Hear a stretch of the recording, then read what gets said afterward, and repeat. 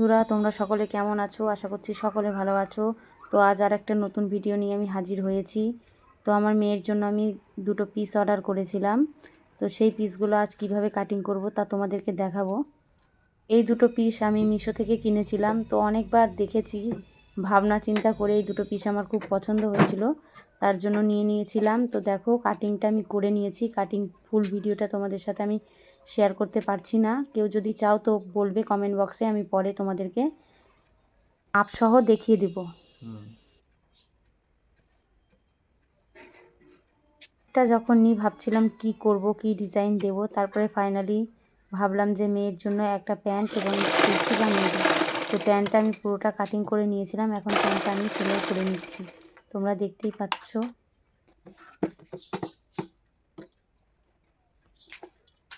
প্যান্টটা সেলাই করে নিচ্ছি। দেখো তোমরা, প্যান্টটার ওপর দিকটা হয়ে গেছে, এবার নিচ সাইডটা আমি এখন সেলাই করে নেব।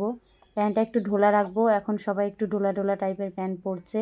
একটু ঢিলা রেখেছি প্লাজো সিস্টেম প্যান্টগুলো। তো প্লাজো প্যান্টটাই আমি এখন তৈরি করে নিচ্ছি। আমার মেয়ে অনেক দিন ধরে বলছিল, মা আমাকে একটা কুর্তি বানিয়ে দিও, কুর্তি বানিয়ে দিও। তো ভাবলাম যখন ওই পিসটা নিয়ে নিয়েছি, তাহলে কুর্তি আর প্যান্টই বানানো যাক। দেখো, প্যান্টের নিচটা আমি মুড়িয়ে নিচ্ছি, বটম সাইডটা। তো বটম সাইডটা একটু মোটা করে মোড়ালে দেখতে সুন্দর লাগে আর মানে ভালোভাবে বসে যায়। তো এর আগে আমি অনেকবার এরকম প্যান্ট ও কুর্তি বানিয়েছি, কিন্তু কোনো দিন তোমাদের সাথে শেয়ার করতে পারিনি। এটা ফার্স্ট টাইম আমি তোমাদের সাথে শেয়ার করছি। দেখো, প্যানের কাজটি আমার পুরো প্রায় কমপ্লিটের দিকে।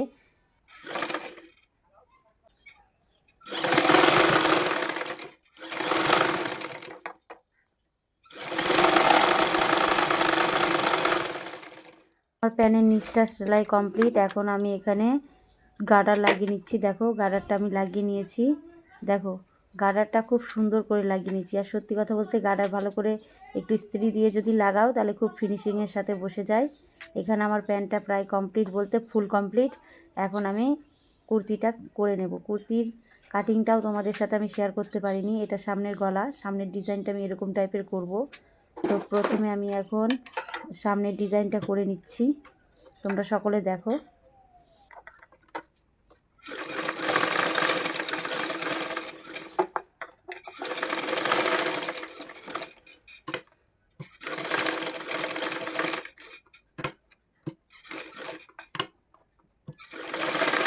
গলাতে আমি প্রেস্টিন বসিয়ে নিয়েছি, দেখতেই পাচ্ছ তোমরা। প্রেস্টিন দিলে সবাই জানে যে ফিনিশিংয়ের সাথে গলাটা আসে।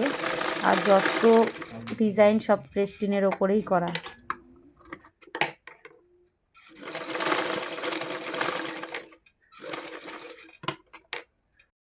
সময় যখন কাজ করি, সময় সময় চলে আসে কাস্টমার। তো কাস্টমারের কথাগুলো শুনতে হয়, তাদের ইয়েতেই আমাদের জিনিস তৈরি করতে হয়। তো আমার এক কাস্টমার এসেছিলো, তার সাথে আমি কথা বলে নিচ্ছিলাম। আমাকে একটা ব্লাউজ বানাতে দিতে এসেছে।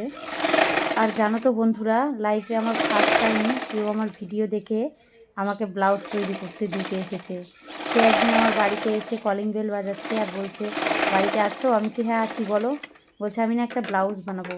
আমি বলছি তোমাকে তো আমি চিনতে পারলাম না। ও বলছে আমি তোমাকে ফেসবুক থেকে দেখে এসেছি। আমি তো অবাক যে কেউ আবার ফেসবুক থেকে দেখে আমাকে ব্লাউজ বানিয়ে দিতে হবে।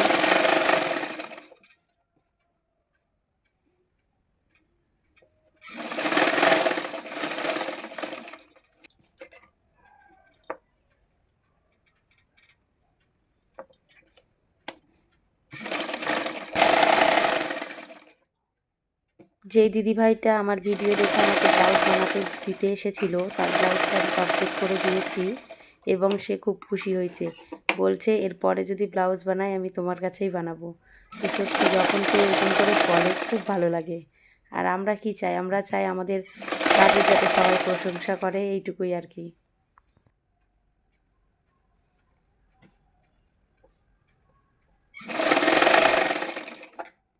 আর এইদিকে দেখো, তোমাদের সাথে গল্প করতে করতে আমার প্যান্টটা তো প্রায় রেডি হয়ে গেছে। এখন চুড়িদারটাও প্রায় অনেকটাই হয়ে গেছে। এখন শুধু সাইডটা মোড়ালেই আমার চুড়িদারটা কমপ্লিট হয়ে যাবে। আর পরে আমি হাত দিয়ে সেলাই করে নেব।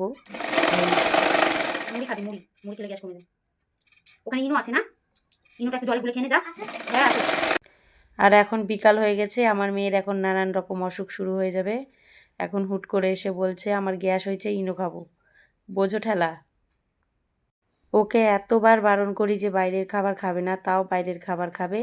এই যে কুরকুরে খেয়েছে, খেয়ে দিয়ে এখন বলছে গ্যাস হয়ে গেছে, আমাকে ইনো নিয়ে এসে দাও, আমি এখন ইনো খাবো। একটা ইনো বাড়িতে ছিল, সেই ইনোটা খেয়ে নিল, খেয়ে দিয়ে এখন আবার খেলতে চলে গেল। যার গ্যাস হয়েছে সে খেলে বেড়াচ্ছে, তোমরা ভাবছো বন্ধু?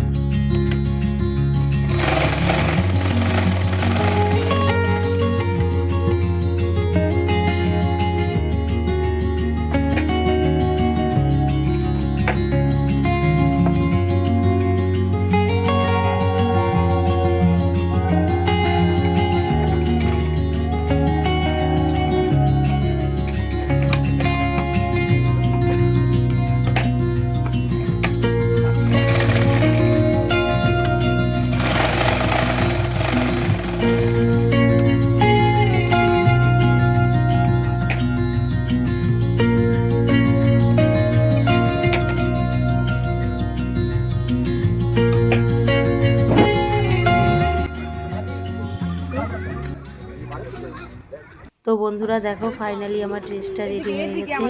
এই যে আমার মেয়ে পরে নিয়েছে, পরে পার্কে চলে এসেছে ঘুরতে।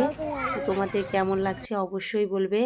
সে তো খুব মানে আনন্দিত, দেখতেই পাচ্ছ, তার মুখ দেখে বোঝা যাচ্ছে।